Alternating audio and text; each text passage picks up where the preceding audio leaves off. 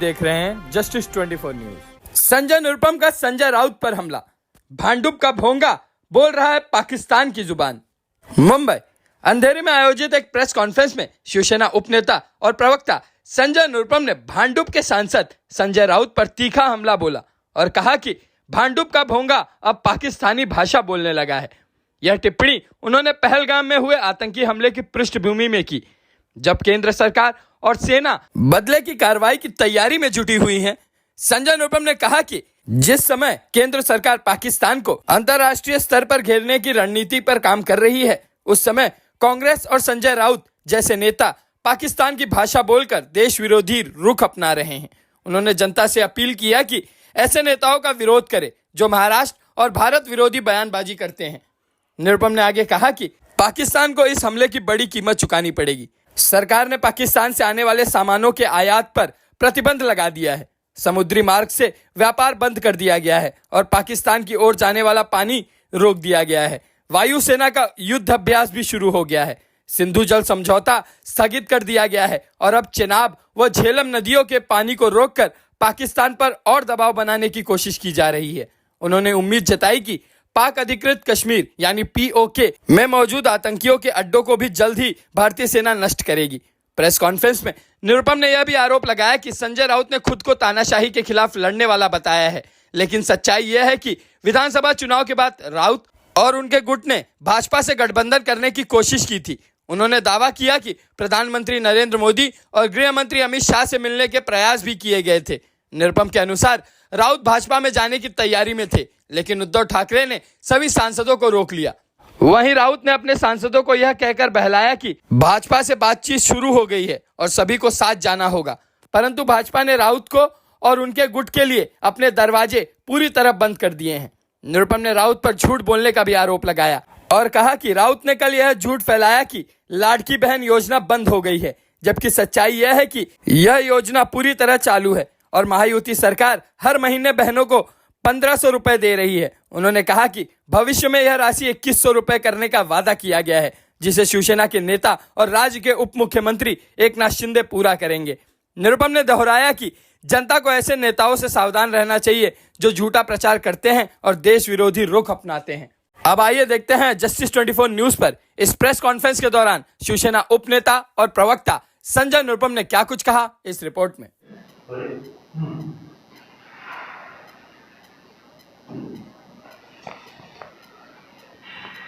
पहलगाम मध्ये जो दहशतवादी हल्ला झाला,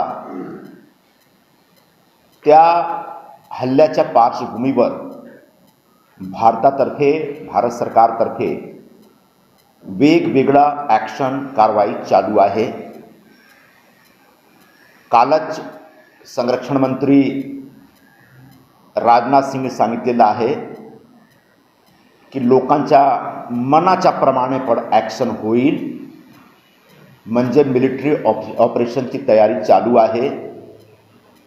पण मिलिटरी ऑपरेशनच्या पूर्वी काही डिप्लोमॅटिक ॲक्शन घेण्याची गरज आहे आणि असतो, आणि त्याप्रमाणे भारत सरकारतर्फे एकतर एनआयएच्या तर्फे तपास चालू आहे। पाकिस्तानच्या विरोधात केस मजबूत व्हायला हवा यासाठी जे काही पुरावा त्यांना भेटत आहे तो पुरावा गाठण्याचा प्रयत्न चालू आहे। पाकिस्तानवर एक संपूर्ण आर्थिक निर्बंध लादण्याचा निर्णय भारत सरकारने घेतलेला आहे। एक आयात बंदीचा निर्णय झाला। कुठल्या प्रकारचा जो देवाणघेवाण असतो तो आता बंद झालेला आहे पाकिस्तान बरोबर। हवाई बंदी आहे।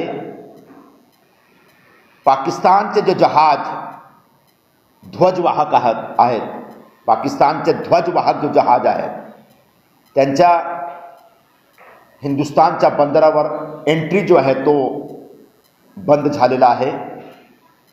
टपाल बंद झालेला आहे। सिंधू नदीमधून जो त्यांना पाणी भेटत होता ते बंद झाला, म्हणजे त्यांच्या पाकिस्तानचा पाणी बंद। आता चेनाब नदी आणि चेनाब नदीवर जो बगलहार जो एक असा बगलीहार बांध होता त्या बांध पण काल त्यांनी बंद केला. पुढे झेलम नदीवर एक दुसरा बांध आहे, किशनगंगा बांध, त्याचा बंद करण्याचा पण प्रयत्न चालू आहे. दरम्यान सीमारेषेवर क्रॉस फायरिंग पर चालू आहे. म्हणजे भारतातर्फे पहलगाम दहशतवादी हल्ल्याचा बदला घेण्याचा जो प्रयत्न आहे सतत चालू आहे. पण अशी परिस्थितीत दोनच लोक आहे, दोनच ग्रुप आहे ज्यांना भारताची क्षमतावर, भारताची सैन्य क्षमतावर आणि भारताच्या कारवाईवर संशय उपस्थित जे करतात. एक म्हणजे पाकिस्तानी ते दररोज भारताची क्षमतावर संशय उपस्थित करतात. आणि दुसरा म्हणजे हिंदुस्थानमध्ये राहणारे जो विरोधी पक्ष नेते आहेत. कालच तुम्ही बघितलं होतं की काँग्रेसचे एका नेत्यांनी वाराणसीमध्ये राफेल विमान हातात घेऊन निंबू आणि मिरची टाकून काहीतरी एक विनोद करण्याचा प्रयत्न केला. हा म्हणजे भारतीय सेनाचा अपमान आहे. भारतीय सैन्य बलचा आणि भारतीय वायुसेनाचा ची जो ताकद आहे तो ताकदचा अपमान आहे. राफेल डीलमध्ये काय झाला काय नाही झाला याच्यावर तुम्हाला बोलण्याचा हक आहे. पण राफेलची ताकद जो एक फायटर जेट आहे जो आम्ही फ्रान्सकडून घेतलेला आहोत, त्याची ताकदवर, त्याची क्षमतेवर तुम्ही संशय प्रकट करून म्हणजे तुम्ही भारताचा जो वायुसेनाची क्षमता आहे ते क्षमतावर संशय प्रकट करत आहात. हा चुकीचा आहे. अशीच भाषा पाकिस्तानमध्ये पण चालू आहे. त्याचप्रमाणे जो आमचे मुंबईमध्ये जे उबाठाचे प्रवक्ते आहेत, भांडूपचे भोंगे, ते पण दररोज पाकिस्तानची भाषा बोलतात आणि पाकिस्तान सारख्या भारतची क्षमतावर, भारतची कारवाईवर प्रश्न उपस्थित करतात, संशय उपस्थित करतात. ते म्हणजे दररोज पहलगावचा जो हल्ला झालेला त्याच्या दिवस मोजण्याचे काम करतात. आज 10 दिवस झाला, 11 दिवस झाला, 12 दिवस झाला.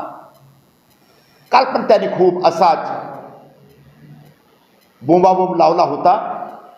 त्यांना आम्ही सांगू इच्छितो की पाकिस्तानला घेरण्याचा जो भारताचा प्रयत्न आहे तो जोरदार रीती चालू आहे. पाकिस्तानमध्ये अन्नधान्याचा पुरवठा कमी होईल, पाकिस्तानमध्ये पाणीची सप्लाय कमी होईल, पाकिस्तानच्या आतमध्ये पण जोरात एक युद्ध चालू आहे. जो बलुचिस्तानी आहेत त्यांनी पाकिस्तान सरकारच्या विरोधात एकदम युद्ध पुकारलेलं आहे. त्यांनी आताच एक अनाउन्समेंट केलेलं आहे की बलुचिस्तानमध्ये राहणारे पाकिस्तानी आणि चीनी जर तुम्हाला जान प्यारी है तर तुम्ही आता सोडून जा बलुचिस्तान. म्हणजे पाकिस्तान स्वतः एक खूप मोठा असा प्रॉब्लेम मध्ये आहे. अमेरिकेतर्फे एक बयान आलेला आहे की पाकिस्तान तर्फे भारत सरकारला सहकार्य केला पाहिजे जो दहशतवादी आहे, दहशतवाद्यांना शोधण्यामध्ये. म्हणजे हेच आहे, हे सगळे एक प्रक्रिया असतो मिलिटरी ऑपरेशनच्या पूर्वीच्या, आणि तो प्रक्रिया चालू आहे. आणि अशा परिस्थितीत जेव्हा DGFT तर्फे मेजर अनाउन्समेंट येतो की आम्ही पाकिस्तानवर आयात बंदी लावतो, जेव्हा पाणी बंदी, जेव्हा तमाम जो एक हवाई किंवा जमिनी स्तरावर किंवा पाण्याच्या रस्त्यावर जे काही घेणं देणं आहे सर्ववर आम्ही बंदी लावण्याचा प्रयत्न करतो. 21 YouTube चॅनल त्यांच्या बंद केलेला आहे. त्यांचे देशाचे पंतप्रधान, बाकी जो मंत्री आहेत, त्यांचे फिल्म स्टार आहेत, क्रिकेटर आहेत, सगळ्यांच्या सोशल मीडियावर आम्ही बंदी टाकून दिलेला आहे. म्हणजे भारताच्या विरोधात ते काही प्रचार करू शकत नाही. पण इथे आमच्या देशात जो भांडूपमध्ये राहणारे लोक आहेत ते प्रचार करतात भारताच्या विरोधात, भारताच्या सैन्याचा अपमान करतात, भारताची सैन्य क्षमताचा अपमान करतात. आम्ही त्यांचा निषेध करतो. तुम्हाला राजकारण करायचा, राजकारणाचा वेळ असतो, पण या परिस्थितीत जेव्हा देशाचे लोक संतप्त आहेत दहशतवादी हल्ल्यामुळे, तेव्हा तुम्ही भारताची सैन्य क्षमता आणि भारतातर्फे जे काही प्रयत्न चालू आहेत त्याच्यावर प्रश्न उपस्थित करून लोकांना त्रास देऊ नका. आमच्यातर्फे एक जोरदार कारवाईची तयारी चालू आहे. पण तुमचे नेते मंडळी काय करतात? तुमचे नेते मंडळी सध्या परदेशात फिरत आहेत. त्यांना काही घेणं देणं नाही. हिंदुस्थानमध्ये लोकांना एवढा त्रास होत आहे, लोक एवढे संतापलेले आहेत. अजून जो पहलगाममध्ये जो दहशतवादी हल्ला झाला होता त्याच्याबद्दल लोकांमध्ये रोष आहे, लोक व्यथित आहे, लोक दुखी आहे. पण त्यांच्या नेते मंडळीला काही घेणं देणं नाही. साधा एक कंडोलेन्सची पोस्ट पण त्यांच्यातर्फे नाही आहे. भारताची सध्या परिस्थितीची काय घेणं देणं नाही. जे फक्त मी महाराष्ट्र आणि महाराष्ट्र हित माझा आहे ते फक्त हाचा बोलण्याचा ढोंग करतात. असा नेतृत्वाबद्दल काहीतरी बोला. कालच जो भांडूपचा भोंगा, जो बोगस माणूस आहे संजय राऊत, त्यांनी असं सांगितलं होतं की आम्ही हुकुमशाहीच्या विरोधात लढतो. हुकुमशाही म्हणजे कोणाला उद्देशून त्यांनी बोलले?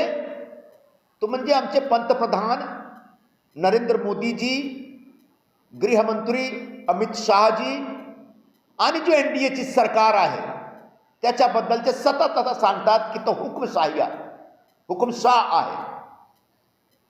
आणि त्यांनी सांगितलं आम्ही हुकुमशाहीच्या विरोधात लढतो. पण आमच्याकडे अशी माहिती आहे की विधानसभा निवडणुकीनंतर त्यांचे नेते सतत प्रयत्न करत होते की भाजप बरोबर यायला पाहिजे. त्यांच्या नेते मंडळीकडून पंतप्रधान नरेंद्र मोदी आणि अमित शाह ची भेटण्यासाठी सतत वेळ मागण्याचा प्रयत्न चालू आहे.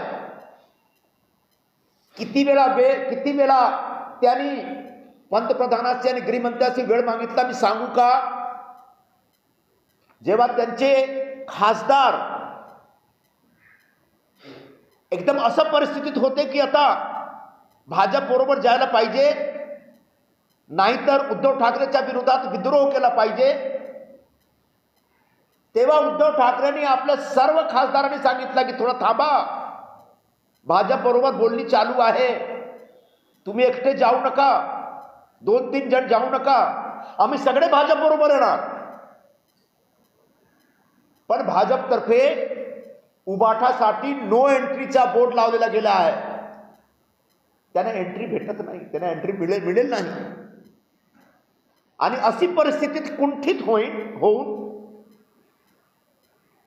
एकदम परेशान होऊन जो भांडूपचा बोगस माणूस आहे तो दररोज भारताच्या विरोधात, भारत सरकारच्या विरोधात अनाप-शनाप बोलतो, चुकीच्या बोलतो.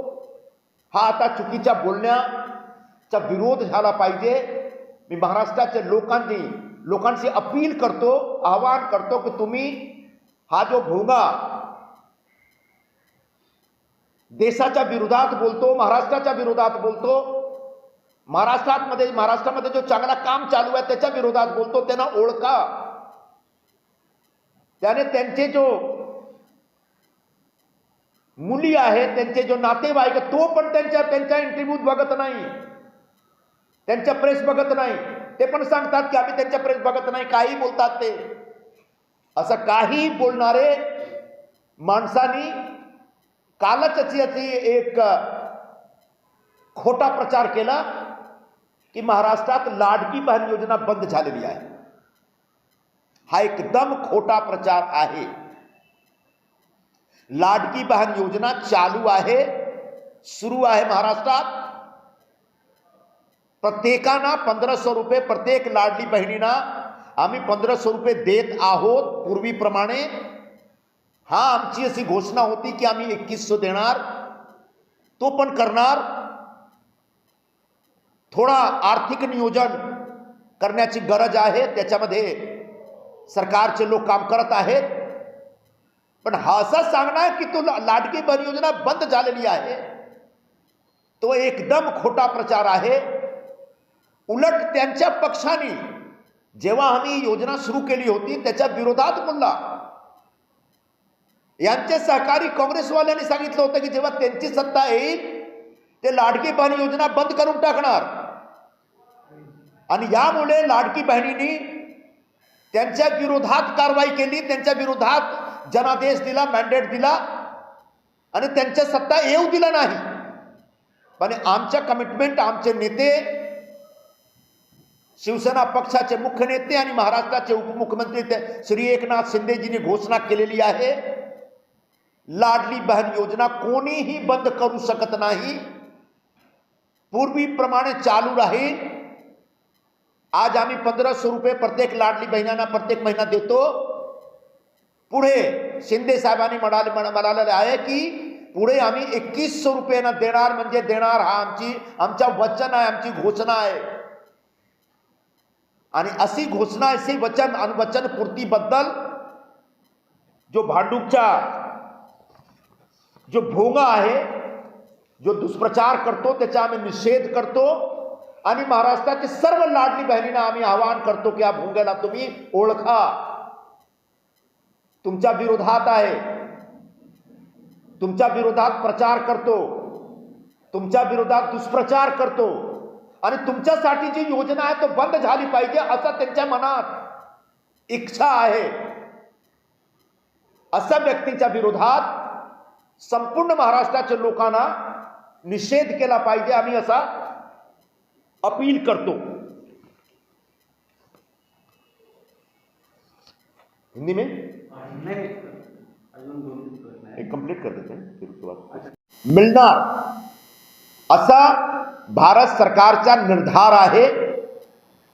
आणि तो करारा जवाब म्हणजे मिलिटरी ऑपरेशन होईल. कालच देशाचे संरक्षण मंत्री राजनाथ सिंग साहेबांनी असं सांगितलेलं आहे, लोकांच्या मनात जी इच्छा आहे त्या मनाप्रमाणे भारत सरकार पाकिस्तानच्या विरोधात ऍक्शन घेईल.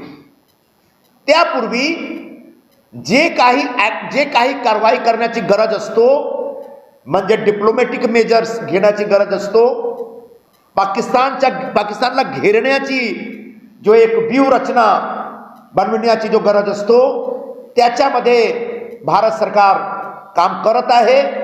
पाकिस्तानवर आयात बंदी आहे, DGFTची घोषणा तुम्ही काल ऐकलं असेल. पाणी बंदी झालेली आहे.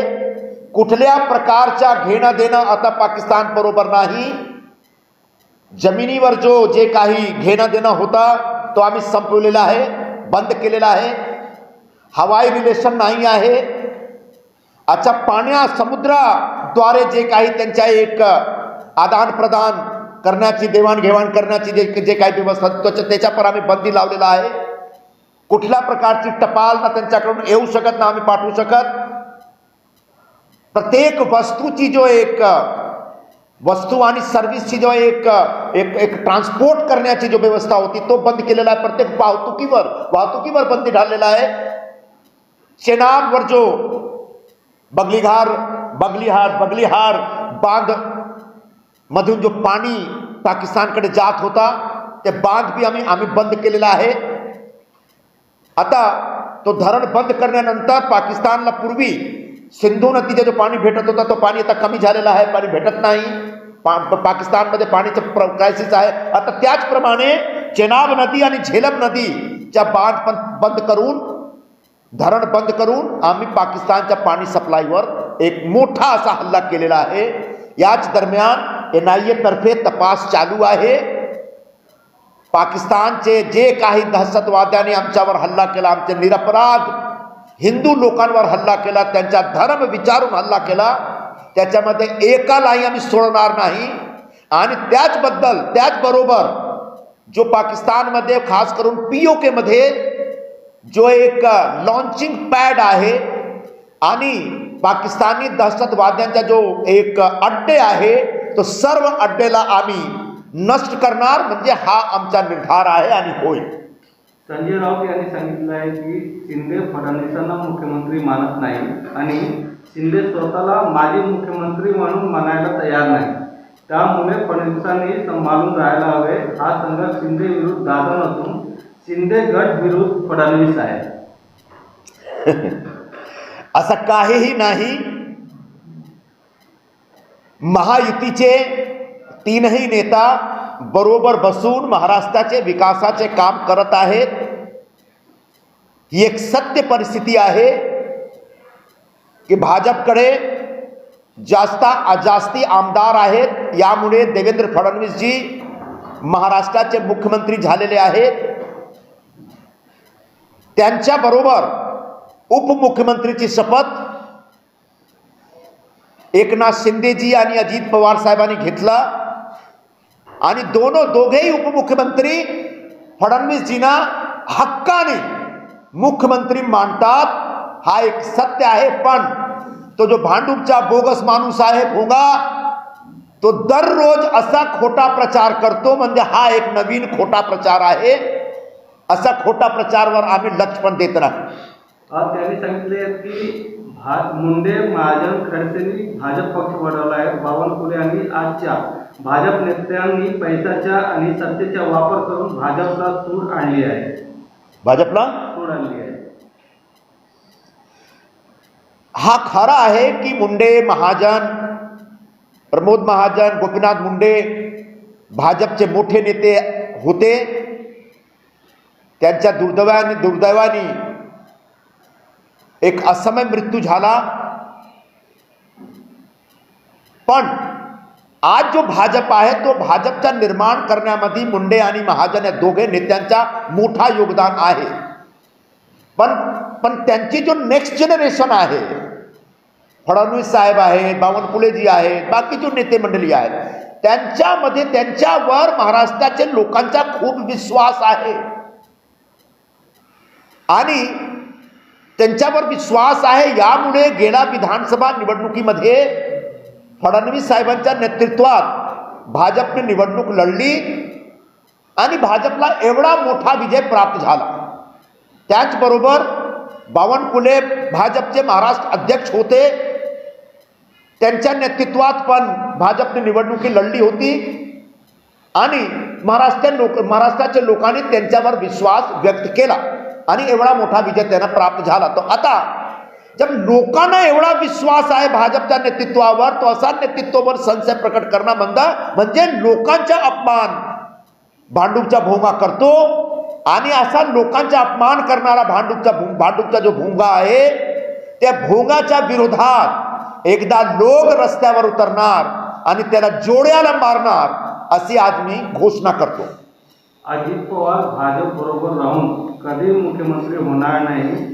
मुख्यमंत्री होण्यासाठी भाजपमध्ये विलीन व्हावे लागेल अजित पवारांना, असं त्यांनी म्हटलं. हा अजित पवारचा विषय आहे. त्यांना मुख्यमंत्री व्हायचे आहे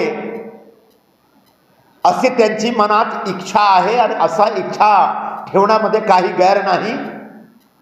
जे काही राजकारणी लोक आहेत, मोठे राजकारणी लोक आहेत, त्यांच्या मनात एक अशी महत्वाकांक्षा असतो की त्यांना मुख्यमंत्री व्हायला पाहिजे. पण त्याच्यासाठी एक रणनीती पाहिजे.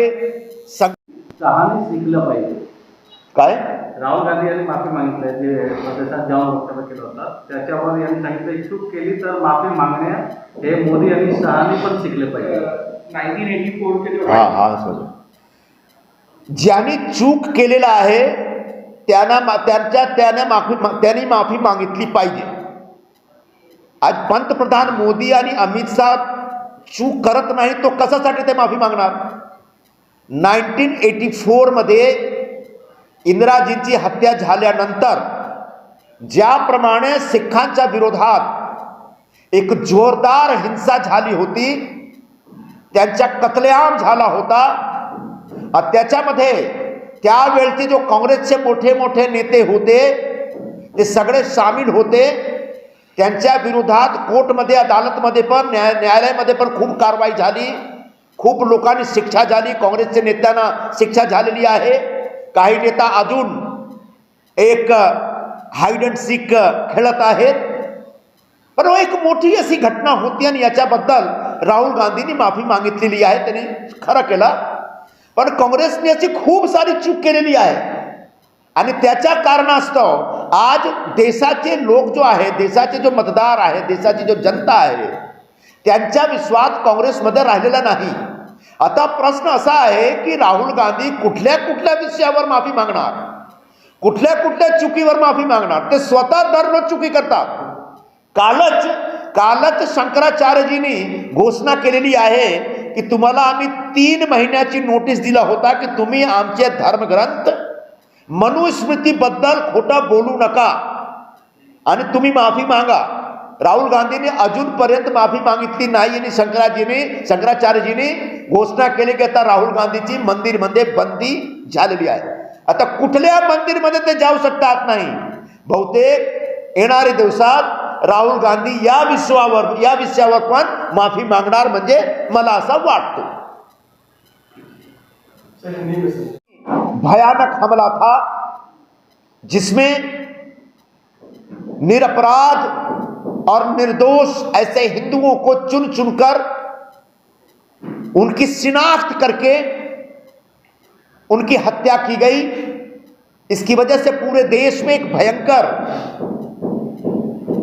दुख है, चिंता है, दर्द है, तड़प है, नाराजगी है.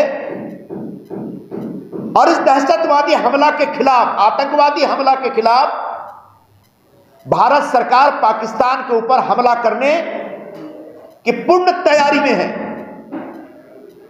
कल ही रक्षा मंत्री राजनाथ सिंह जी ने कहा है कि भारत के लोगों के मन में जो इच्छा है उसी इच्छा के हिसाब से पाकिस्तान को सबक सिखलाया जाएगा.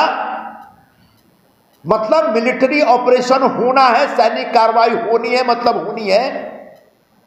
ऐसी परिस्थिति में जब भारत की तरफ से पाकिस्तान पर पूरी तरह से आर्थिक बंदी लागू कर दी गई है, आयात बंदी लागू कर दी गई है, पानी बंदी लागू कर दी गई है, हवाई माध्यम से किंवा भूमि के रास्ते से या समुद्री रास्ते से पाकिस्तान के साथ किसी प्रकार का कोई आदान प्रदान अब नहीं होगा.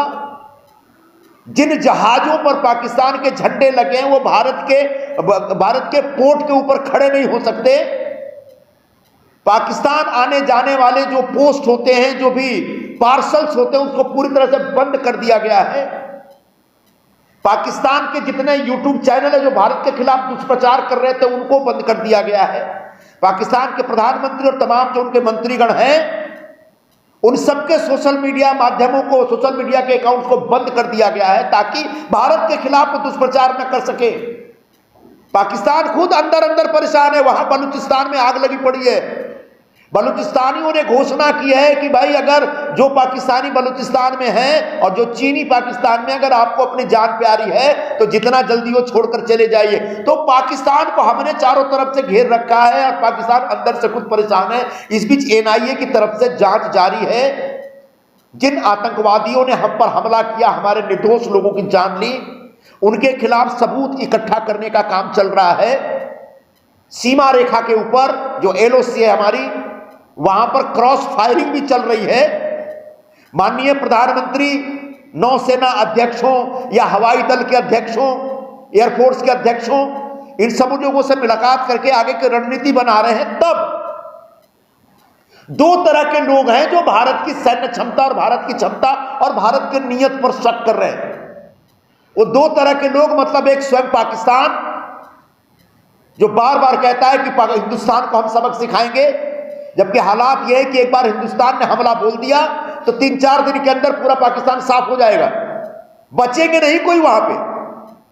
तो एक तरफ पाकिस्तान हमारी क्षमता के ऊपर संशय प्रकट कर रहा है, शक प्रकट कर रहा है, और दूसरी तरफ भारत में रहने वाले विरोधी पक्ष के नेता. कल आपने देखा होगा कांग्रेस के एक नेता जो बनारस के हैं, उन्होंने राफेल का एक खिलौना बनाया. राफेल जो फाइटर जेट है, फाइटर विमान है, उसका खिलौना बनाया ना, उसमें नींबू और मिर्ची लगा करके एक मजाक उड़ाने की कोशिश कर रहे हैं। कांग्रेस पार्टी की एक भूमिका रही है फ्रांस के साथ राफेल की डील को लेकर एक भूमिका हो सकती है, लेकिन राफेल जेट विमान जो फाइटर विमान है उसकी क्षमता, उसकी ताकत के ऊपर सवाल उठाना, मुझे लगता है कि भारत के एयरफोर्स और जो हमारे हवाई दल है, जो हमारा सैन्य दल है, जो सैन्य क्षमता है, उसके ऊपर शक प्रकट कर रहे हैं। यह एक प्रकार का देशद्रोह है। इस प्रकार से आप अपने सेना के ऊपर, अपने सैन्य क्षमता के ऊपर शक प्रकट करके भारत को छोटा कर रहे हैं, पूरी दुनिया में भारत को छोटा दिखाने की कोशिश कर रहे हैं। ये अपने आप में एक पाप है, अपराध है। बिल्कुल उसी तरीके से जो उबाठा के हमारे प्रवक्ता हैं, भांडुप का भूंगा, एकदम बोगस आदमी, वह भी रोज पहलगांव हमले को लेकर के भारत सरकार की भूमिका पर सवाल उठाते रहते हैं। ऐसा लगता है जैसे पाकिस्तान से उनको सुपारी दी गई। ऐसा लगता है संजय राउत ने पाकिस्तान से सुपारी लेकर के भारत सरकार की क्षमता और भारत सरकार की कार्रवाइयों के ऊपर प्रश्न उपस्थित करने का काम शुरू कर दिया है। रोज पहलगांव घटना के बाद दिन गिनने का उनका काम चल रहा है। 10 दिन हो गया, 11 दिन हो गया, 12 दिन हो गया, और इसी सिलसिले में वो बार बार ये कहते रहे युद्ध कब करेंगे। युद्ध करने से पहले एक वातावरण तैयार करना पड़ता है, पूरी दुनिया की ताकतों को अपने साथ लेना पड़ता है, जो दुश्मन देश है उसकी ताकत को अंदर अंदर कमजोर करना पड़ता है, और वो प्रक्रिया चल रही है। इतना बेचैन मत होइए। अगर युद्ध करने के लिए इतना ज्यादा लालायित हैं तो जाइए बॉर्डर पे, आप लड़के दिखाइए। आप नहीं जाएंगे क्योंकि आपके नेता खुद ही ऐसे वक्त पे प्रदेश में घूम रहे हैं, विदेश में घूम रहे हैं। उनको कोई लेना देना नहीं कि पहलगांव में इतने सारे हिंदुओं की हत्या हुई, महाराष्ट्र के 6 लोगों की हत्या हो गई। उनके लिए सहानुभूति के तो शब्द तक व्यक्त नहीं किए उनके नेताओं ने। आज प्रदेश घूमने में व्यस्त हैं। तो आपने जो एक राजनीति करने का एक जो कोई भी मौका नहीं छोड़ते हैं, वो सरासर गलत है। बिल्कुल आप विरोधी पक्ष में हैं, राजनीति करिए, लेकिन जब देश एक युद्ध की अवस्था में हो, जब देश में बड़े पैमाने पर लोग शोकमग्न हो, जब देश में भारत सरकार, केंद्र सरकार दुश्मन देश को सबक सिखाने की कार्रवाई करने में लगी हो, तब राजकारण नहीं होना चाहिए, तब राजनीति नहीं होनी चाहिए। लेकिन भांडुप के जो भूंगा हैं, जो उबाठा के बोगस प्रवक्ता हैं, उन्होंने बार बार इस प्रकार का एक भारत सरकार के कामकाज के ऊपर सवाल उठाने का एक प्रयत्न किया है, जबकि भारत सरकार की तरफ से पाकिस्तान को चारों ओर से घेरने की एक जबरदस्त व्यूह रचना चल रही है, और इस व्यूह रचना में फंस करके पाकिस्तान तबाह होगा, बर्बाद होगा। और दहशतवाद, जो आतंकवाद के ठिकाने उन्होंने पाल रखे हैं, एक एक ठिकाने को नष्ट करने में भारत को कामयाबी मिलेगी। यह हमारा संकल्प है, और यह हमारी अपेक्षा भी, और यह हमारी उम्मीद भी है, और यह हमारी कामना है। ऐसे में जो उबाठा के जो प्रवक्ता हैं, जो लगातार झूठ बोलते हैं, कल भी उन्होंने 2-3 इसी प्रकार का झूठ बोला है। उन्होंने कहा कि वो एक तानाशाह के खिलाफ लड़ाई लड़ रहे हैं, तानाशाही के खिलाफ लड़ रहे हैं। तानाशाह बोलते समय मतलब वो प्रधानमंत्री मोदी और अमित शाह जी की तरफ इशारा करने का प्रयत्न कर रहे हैं। अगर ये तानाशाही हैं, अगर ये तानाशाह हैं और तानाशाही सरकार चला रहे हैं, तो उद्धव ठाकरे बार बार उनसे मिलने के लिए टाइम क्यों मांग रहे हैं? विधानसभा चुनाव के बाद से लगातार उद्धव ठाकरे की तरफ से और उबाठा की तरफ से प्रयत्न हो रहा है कि पुनः वो भारतीय जनता पार्टी के साथ जुड़े। उनकी स्पीच यहाँ महाराष्ट्र में कई मीटिंगें भी हो गई हैं। हाँ, दिल्ली में वो मीटिंग के लिए टाइम मांग रहे हैं। टाइम मांगने के लिए, प्रधानमंत्री जी की अपॉइंटमेंट मांगने के लिए, गृह मंत्री जी की अपॉइंटमेंट मांगने के लिए उन्होंने कितनी बार फोन किए हैं, ये बताएं कि हम आपको। सच ये है कि आपके लिए भारतीय जनता पार्टी ने नो एंट्री का बोर्ड लगा रखा है। भारतीय जनता पार्टी आपको अपने साथ नहीं लेना चाहती है, ये आपको पता चल गया है।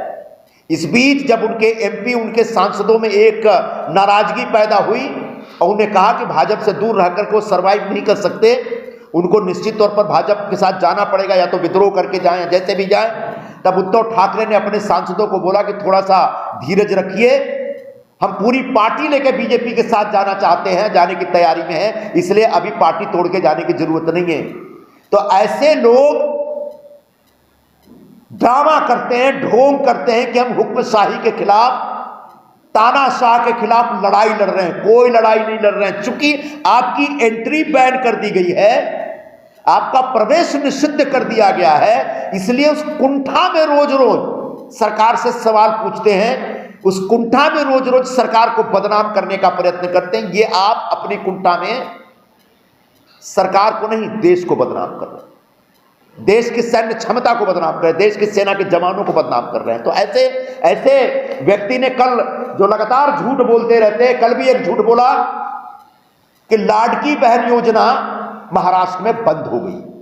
ये सरासर झूठ है। लाडकी बहन योजना सतत चालू है।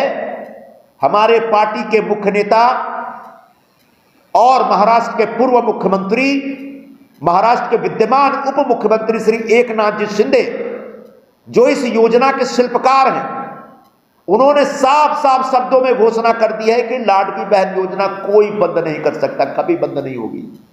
और इस योजना के हिसाब से 2 करोड़ से ज्यादा लाडली बहनों को हम प्रति माह 1,500 रुपए दे रहे हैं। किसी को 500 रुपए नहीं दिया गया, सरासर झूठ है। हां, हमने घोषणा की थी कि हम 2100 रुपए देंगे।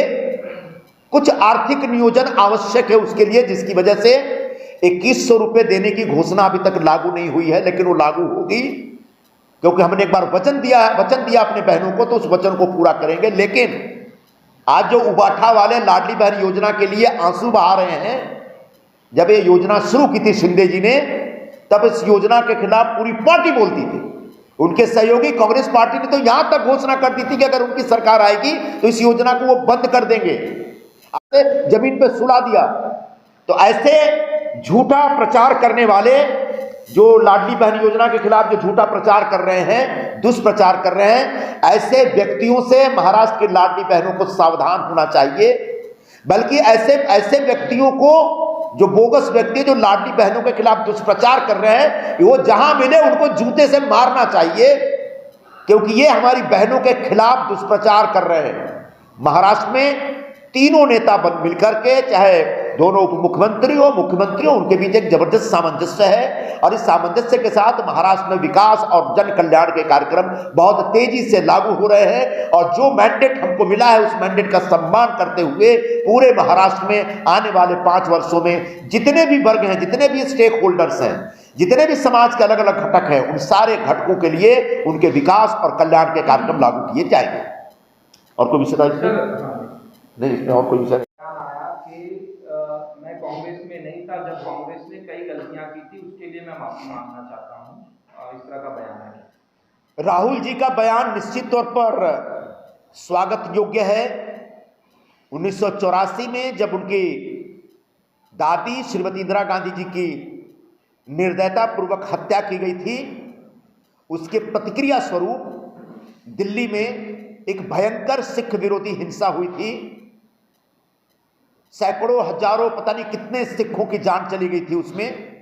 और उस पूरे भयंकर नरसंहार में कांग्रेस के कई बड़े बड़े नेता भी शामिल थे। लंबे समय तक कानूनी प्रक्रिया चली, कानूनी कार्रवाई चली, अदालती कार्रवाई चली। उसके बाद कांग्रेस के कई नेताओं को सजा सुनाई गई। कई नेता आज भी जेल में हैं, कई नेता आज छुप छुप के फिर रहे हैं और किसी तरह से जान बचा रहे हैं। पूरा सिख समाज आहत था, पूरा देश आहत था। देश के हिंदू समाज को भी सिखों का यह नरसंहार पसंद नहीं आया था। ऐसे में राहुल गांधी जी ने 1984 की सिख विरोधी हिंसा के लिए जो माफी मांगी है, स्वागत योग्य है। लेकिन उनकी कांग्रेस पार्टी ने ऐसे कई पाप किए हैं जिसके लिए उनको माफी मांगनी पड़ेगी। ठीक है, जब सिख विरोधी हिंसा हुई थी तो राहुल गांधी सक्रिय नहीं थे, लेकिन राहुल गांधी जब से सक्रिय हुए हैं तब से भी कांग्रेस पार्टी ने लगातार ऐसे कई पाप किए हैं। ताजा एक पाप मैं याद दिला देता हूं। कुछ महीने पहले पार्लियामेंट में राहुल गांधी स्वयं खड़े हुए और हिंदुओं के एक पवित्र धर्म ग्रंथ मनुस्मृति हाथ में लेकर के उसके खिलाफ बयानबाजी की थी और कहा था कि यह मनुस्मृति गलत है। और पता नहीं उसके लिए और भी कई अपशब्द का इस्तेमाल किया। उसको हाथ में लेते हुए हमारे शंकराचार्य जी ने उनको 3 महीने की नोटिस दी कि आपने हिंदुओं के धर्म ग्रंथ का अपमान किया, इसके लिए माफी मांगिए। उन्हें माफी नहीं मांगी। कल शंकराचार्य जी ने हिंदुओं के धर्म ग्रंथ का अपमान करने के आरोप में राहुल गांधी को बहुत खरी खोटी सुनाई और कह दिया है, घोषणा की है कि राहुल गांधी का किसी भी हिंदू मंदिर में प्रवेश बंद है, निषिद्ध है। ऐसे में मुझे विश्वास है कि राहुल गांधी जैसे सिख विरोधी हिंसा के लिए माफी मांगे, बिल्कुल वैसे ही मनुस्मृति का अपमान करने के लिए भी बहुत जल्दी उनको माफी मांगनी पड़ेगी। इसके अतिरिक्त जो तमाम बुरी हरकतें कांग्रेस ने की है उनके लिए भी राहुल गांधी को माफी मांगनी ही पड़ेगी। सर, मौलाना मदनी है, उन्होंने ये कहा कि पहलगाम हमले के बाद एक चौंकाने वाला बयान उन्होंने दिया है, इस्लाम धर्म पूरी दुनिया में बहुत तेजी से बढ़ रहा है और ये जो हरकत हुई है ये इस्लाम को बदनाम करने की साजिश है, क्योंकि पूरी दुनिया इस्लाम की तरफ तेजी से आ रही है। दूसरा, भारत और पाकिस्तान के बीच युद्ध नहीं होना चाहिए। भारत और पाकिस्तान के बीच युद्ध नहीं होना चाहिए, ये बोलने वाले पाकिस्तानी हैं या फिर हिंदुस्तान में रहने वाले जिहादी और दंगाई प्रवृत्ति के मुसलमान हैं या विरोधी पक्ष के नेता लोग हैं। तो हमें बहुत आश्चर्य नहीं हो रहा। इनकी भावनाएं हिंदुस्तान से कम पाकिस्तान से ज्यादा जुड़ी हैं। उनको पता है कि हिंदुस्तान पाकिस्तान युद्ध हुआ तो हिंदुस्तान पाकिस्तान को बर्बाद कर देगा। यह शायद मदनी साहब को बर्दाश्त नहीं होगा, इसीलिए उन्होंने इस प्रकार की बात कही है जो इसका हम निषेध करते हैं। अगर मदनी साहब कहते हैं कि पाकिस्तान के साथ युद्ध नहीं होना चाहिए, तो जिन हिंदुओं, निरपराध हिंदुओं की हत्या पाकिस्तानियों ने की है उसकी जिम्मेदारी वो लेते हैं क्या? उन पाकिस्तानी आतंकवादियों को पकड़ करके ला करके हिंदुस्तान में खड़ा करते हैं क्या? और अगर इतनी ताकत उनमें नहीं है तो हिंदुस्तान को इस प्रकार से कोई सीख देने की आवश्यकता नहीं है, हमें उनके मार्गदर्शन की आवश्यकता नहीं है। रह गई बात इस्लाम की, तो इस्लाम एक विस्तारवादी मजहब है। इस्लाम ने हमेशा अपने आप को फैलाने का प्रयत्न किया और उसका नतीजा यह है कि कई अलग अलग धर्मों के लोगों को वो जानबूझ करके गलत तरीके से उनका धर्मांतरण करते हैं और धीरे धीरे उस पूरे क्षेत्र का जो एक धार्मिक और सामाजिक संतुलन होता है उसको बिगाड़ करके वो इस्लाम प्रमुख, इस्लाम बहुल, मुस्लिम बहुल एरिया बना देते हैं। यह एक सच है, यह पूरी दुनिया में पिछले लगभग 1000 सालों में सबने महसूस किया है, सबने देखा है। कोई इस्लाम का स्वयं विस्तार हो रहा है ऐसा नहीं कहा जा सकता, जोर जबरदस्ती से किया जाता है। और ऐसे में किसी ने, जो पाकिस्तानी आए तो वो इस्लाम को बदनाम करने के लिए आए थे, मैं इस तर्क से सहमत नहीं हूं। हाँ, वो हिंदुओं पर हमला करने आए थे, हिंदुओं को नष्ट करने आए थे, हिंदुओं की हत्या करने आए थे, यह उनकी मोटिव थी और इस मोटिव को हम पहचानते हैं। और इसके लिए मदनी साहब किसी और विश्लेषण में न पड़े तो बेहतर होगा, वरना उनकी भूमिका उस आतंकवादी हमले में भी शामिल थी, ऐसा कहीं ना कहीं जांच का विषय न बन जाए। एक और बयान है, मदनी का जाएंगे, ये पानी रुकेगा और ये हजारों। मदनी साहब को मैं इतना ही कहना चाहूंगा कि सिंधु नदी का जो पानी रोका गया है वो आपके देवबंद में नहीं आने वाला, आप चिंता मत करिए। पाकिस्तान को पानी के एक एक बूंद के लिए तड़पाना है, यह भारत सरकार का निर्णय है। अब उन नदियों के बांध को रोक करके पानी कहां जाएगा, कैसे जाएगा, इसकी चिंता भारत सरकार कर रही है। आपको हम बहाने दहाने का कोई ऐसी कामना नहीं रखते। बाबा रामदेव ने उन्होंने विवादित बयान दिया है कि भारत में बसने वाले बाबर और औरंगजेब जैसे 2-4 करोड़ आज 20 करोड़ हो गए। इसको एक दूसरे तरीके से समझने की आवश्यकता है। जब देश आजाद हुआ तो हिंदुस्तान में 3 करोड़ मुस्लिम पॉपुलेशन थी और आज ऐसा दावा करते हैं, अब इस जनगणना के बाद समझ में आएगा कि लगभग 20 करोड़ के आसपास मुस्लिम लोक संख्या है।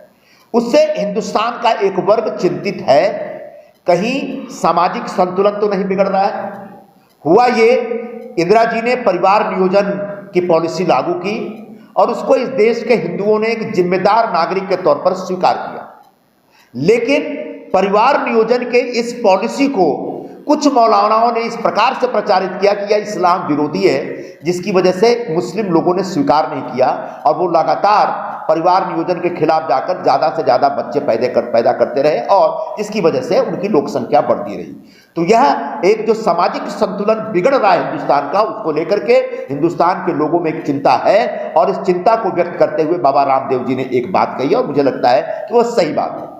ये भी कहा है कि पाकिस्तान 4 भी नहीं जीत पाएगा भारत के सामने, लगता है अगला बिल्कुल कराची और लाहौर से बनाना पड़ेगा। बहुत ये जो उनकी इस प्रकार की महत्वाकांक्षा, उस महत्वाकांक्षा को भगवान ताकत दे, लेकिन निश्चित तौर पर भारत की जो सैन्य क्षमता है वो पाकिस्तान से बहुत ज़्यादा है और यही वजह है कि पाकिस्तान युद्ध की आशंका से डर करके चीन के साथ बैठ करके चर्चा कर रहा है कि चीन उसको ऐसी परिस्थिति में मदद करने के लिए तैयार है। लेकिन चीन के साथ हमारी सीमाएं भी इतनी जुड़ी हुई हैं और चीन के साथ अलग अलग सीमाओं पर हमारी सेना इतनी बुरी तरह से, इतनी तैयारी के साथ तैनात है कि चीन कभी भी पाकिस्तान के साथ हिंदुस्तान के खिलाफ लड़ने की हिम्मत नहीं कर सकता। हाँ, भारत ने जिस दिन मिलिट्री ऑपरेशन शुरू किया फुल फ्लेजेड, उस दिन पाकिस्तान का बचना मुश्किल है, पाकिस्तान पूरी तरह से तबाह और बर्बाद हो जाएगा। सुप्रीम कोर्ट में आज वक्फ अमेंडमेंट बिल की जो पिटीशन है उसकी सुनवाई किस तरह से देखते हैं, क्या कहना है? सुप्रीम कोर्ट ने एक एक तारीख तय की थी कि जो वक्फ बोर्डों पे उनके पास वक्फ बोर्ड के नए कानून के उनके पास जो अलग अलग उसके खिलाफ जो पिटिशंस आए थे उन पिटिशंस को सुनने के लिए, जिसके तहत उन्हें 5 पिटिशंस को एक ईयर मार्क किया और उसको सुनने की वो योजना बना रहे थे और अगर आज सुनना चाह रहे बिल्कुल सुने। लेकिन 2-3 बातें स्पष्ट हैं। वक्फ कानून में जो सुधार हुआ है, जो संशोधन विधेयक पास करके जो नया कायदा बनाया गया है वो कहीं से भी संविधान विरोधी नहीं। एक दूसरी बात, जो बेसिक जो एक वो पैरामीटर है जिसको लेकर के सुप्रीम कोर्ट सोच रहा है, सुप्रीम कोर्ट के माननीय न्यायाधीश सोच रहे हैं कि यह धर्म के विरुद्ध मामला है। वक्फ बोर्ड किसी प्रकार का धार्मिक संगठन नहीं है, वह एक सरकार द्वारा स्थापित ट्रस्ट है और ऐसे ट्रस्ट में अगर कोई बदलाव होता है तो किसी के भी धर्म में किसी प्रकार का कोई दखलंदाजी नहीं हुआ। और वक्फ बोर्ड के ऊपर सरकार और सुप्रीम कोर्ट जो निर्णय लेना चाहे हम स्वागत करेंगे, लेकिन याद रखें वक्फ बोर्डों में भयंकर करप्शन हो रहा है। उस भ्रष्टाचार को दूर करने के लिए और वक्फ बोर्ड का जो पूरा गवर्नेंस है उसको पारदर्शी बनाने के लिए प्रयास किया जा रहा है। हमें उम्मीद है सुप्रीम कोर्ट इस प्रयास का समर्थन करेगा। रफाल के साथ रफाल एक खिलौने को लेकर रफाल दिखाकर उसमें नींबू मिर्च लटकाया, वो पाकिस्तान के हीरो बन गए। पाकिस्तान की न्यूज चैनलों पे उनकी ही क्लिपिंग चल रही है और कि उसमें ये बताया जा रहा है कैसे भारत की एयरफोर्स कितनी कमजोर है और ये वहाँ के नेता उजागर कर रहे हैं। वो हीरो बने, इससे पहले कर्नाटक के नेता का भी ऐसे बयान आया था पाकिस्तान में वो हीरो बने। तो जबकि कांग्रेस ने कहा है कि कोई भी इससे संवेदनशील मुद्दे पर ऐसे पटाख बयान ना दे। मुझे लगता है कि इस विषय पर भी राहुल गांधी को माफी मांगनी पड़ेगी, क्योंकि एक तरफ ऑल पार्टी मीटिंग में कांग्रेस पार्टी सरकार के समर्थन में खड़ी होती है और बोले आपकी हर कार्रवाई में हम आपके साथ हैं। बाद में CWC की मीटिंग होती है, वहां पर तथाकथित तौर पर एक प्रस्ताव पारित किया जाता है कि कांग्रेस सरकार के साथ है। ऐसे में कांग्रेस के कुछ नेता राफेल का खिलौना बनाकर उसमें नींबू और मिर्ची लटका करके जो मजाक बना रहे हैं उससे और कुछ नहीं, भारत की सैन्य क्षमता का मजाक उड़ाया जा रहा है। यह शर्मनाक है कि इस समय पाकिस्तान के हीरो अजय राय बन गए। अजय राय बनारस के हैं, मेरे भी मित्र हैं और ऐसे में उनको शर्म आनी चाहिए कि जो भारत विरोधी भूमिका वो ले रहे हैं, भारत की सेना का अपमान करने के लिए भूमिका जो ले रहे हैं, भारत के जो फाइटर विमान हैं उसकी क्षमता को कम आंकने का जो एक शर्मनाक प्रयास वो कर रहे हैं, उसका नाजायज फायदा पाकिस्तान उठा रहा है। और यही हम बार बार कह रहे हैं कि पाकिस्तान के साथ युद्ध की स्थिति में ऐसे में ऐसी कोई हरकत मत करिए जिससे भारत की नाक कटे या भारत के क्षमता पर सवाल उठे और पाकिस्तान को उसका नाजायज फायदा उठाने का मौका मिले। एक वीडियो वायरल हो रहा है, पहले बातें रेलवे स्टेशन का बताया जा रहा है, पायदान में पाकिस्तान के झंडे चिपकाए गए और एक मुस्लिम महिला उस झंडे को निकाल रही है, जबकि लोग उसका विरोध कर रहे हैं। वो बोलते चाहे कुछ भी हो जाए मैं इस झंडे को निकाल के रहूंगी। अब उस महिला के खिलाफ पाकिस्तानी प्रेमी उसको बताया जा रहा है और उसके खिलाफ कार्रवाई की मांग की जाती है। ऐसी कई घटनाएं हुई।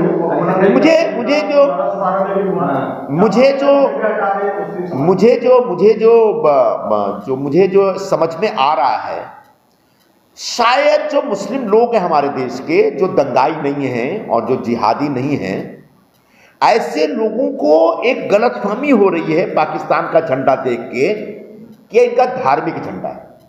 मैं ऐसे तमाम मुस्लिम लोगों से अपील करता हूं कि पाकिस्तान का झंडा भले हरे रंग का उस पर चांद तारा है, लेकिन पाकिस्तान का झंडे में एक सफ़ेद रंग का भी एक पार्ट है, और हम पाकिस्तान का झंडा जला रहे हैं, न कि इस्लाम का झंडा। इस्लाम का झंडा उनके धर्म का ध्वज है, उसका हम सम्मान करते हैं जैसे हम सभी धर्मों का सम्मान करते हैं। और ऐसे में अगर कोई इस्लाम का झंडा समझ करके पाकिस्तान के झंडा का समर्थन कर रहा है, तो हम ऐसे मुसलमान के खिलाफ। उल्लू एक्ट को लेकर जिस प्रकार से, एक मिनट को कंप्लीट होने दो। तो पाकिस्तान के झंडे से प्रेम करने वाले जो मुसलमान हैं हिंदुस्तान में, उनको हिंदुस्तान में रहने का कोई अधिकार नहीं। वो बेशक पाकिस्तान चला जाए, बाघा बॉर्डर उन्होंने खोल दिया है, लेकिन हिंदुस्तान में रह के, हिंदुस्तान का खा के, हिंदुस्तान का पी के, हिंदुस्तान की रोटी खा के, हिंदुस्तान का पानी पी के, अगर आप पाकिस्तान के झंडे को बचाने के लिए तड़प रहे हैं, तो यह हिंदुस्तान के साथ देशद्रोह है, राष्ट्रद्रोह है, और इसके लिए आपको माफ नहीं किया जा सकता।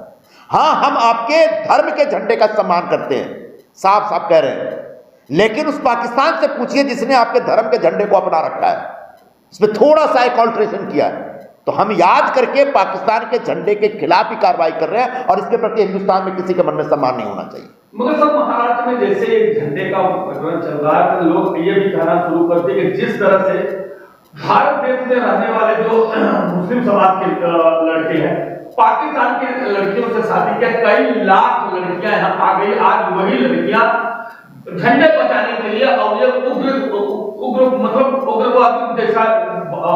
मुझे एक बात समझ में नहीं आती कि जो पाकिस्तान के लड़कों ने, मर्दों ने जो हिंदुस्तान की लड़कियों से शादी की है, वो शादी के बाद हिंदुस्तान में क्यों रहती हैं? अभी जब पाकिस्तानी नागरिकों को भारत छोड़ो का आदेश हुआ, तो बहुत सारी ऐसी महिलाओं के बयान, उनके वीडियो हमने देखे, जो कर हम इतने साल से यहाँ पे रह रहे, अचानक जाने को बोल दिया। अरे जब तुम्हारा शौहर पाकिस्तान में रहता है और तुम्हारी शादी हो चुकी है, तो तुमको पाकिस्तान में रहना चाहिए, हिंदुस्तान में क्यों रह रहे हैं? इसके पीछे कुछ और चल रहा है क्या? इसकी छानबीन होनी चाहिए। जिन लोगों को भी अगर किसी पाकिस्तानी महिला ने हिंदुस्तानी मर्द से शादी कर ली है और उसको विधिवत तरीके से हिंदुस्तान की नागरिकता प्राप्त हो गई है, तो निश्चित तौर पर उसको हिंदुस्तान में रहने का हक है। और जब वो हिंदुस्तान की नागरिकता प्राप्त हो गई, तो उसके अंदर का जो पाकिस्तानी खून है, वह पाकिस्तानी झंडा जलाते समय नहीं खोलना चाहिए, ये हम उससे अपेक्षा करते हैं। सर, उल्लू एक्ट को लेकर जिस प्रकार से इजाज खान के ऊपर एफआईआर दर्ज हुआ है, वहीं आप उससे पहले भी दर्ज मामले में उनका खिलाफ एफआईआर दर्ज हुआ था, अरेस्ट हुए थे। अब क्या जो जिस प्रकार से ये एक्ट को लेकर बयान चल रहा है, क्या इसकी भी कई कार्रवाई होनी चाहिए सर? उल्लू के खिलाफ चाकू पुलिस ने रेप का मामला भी दर्ज किया है, जिसमें वो वांटेड बताया जा रहा है। पुलिस उसको ढूंढ रही है, घर पे गई थी पुलिस, लेकिन वो नहीं मिले हैं। उल्लू ऐप पर जो हाउस अरेस्ट नाम का एक निहायत अश्लील रियलिटी शो चल रहा है, तथाकथित तौर पर रियलिटी शो, वह रियलिटी शो बंद हो गया है। उल्लू ऐप पर भी बैन लगा दिया गया है। अब उस शो के माध्यम से जिन्होंने नग्नता और अश्लीलता फैलाई है, उनके खिलाफ सख्त कार्रवाई होनी चाहिए। और इस आशय से मुंबई के अलग अलग पुलिस स्टेशन में एजाज खान और तमाम लड़कियों के खिलाफ एफआईआर दर्ज हुए हैं। अब मुंबई पुलिस एजाज खान को ढूंढ करके उसको ऐसी कड़ी सजा दे कि दोबारा वो टेलीविजन पर जाने से पहले 50 बार सोचे, क्योंकि उसने सारी मर्यादाएं लांघ दी, उसने सारे लक्ष्मण रेखा का उल्लंघन किया, और उसने सरेआम जो अश्लीलता का बेशर्मी की तरह प्रचार प्रसार किया है, उसको बर्दाश्त नहीं किया जा सकता। उसके लिए कड़ी से कड़ी सजा निर्धारित तो होनी ही चाहिए। सजा क्या होगी? उसको जूते चप्पल मारना है, उसको फांसी देना है, उसको सालों साल जेल में रखना है, जो करना है करिए, लेकिन ऐसे एजाज खान जैसे लोगों का हिंदुस्तानी समाज में रहने का कोई अधिकार नहीं है, कोई हक नहीं है। ये पूरे समाज को प्रदूषित कर रहे हैं।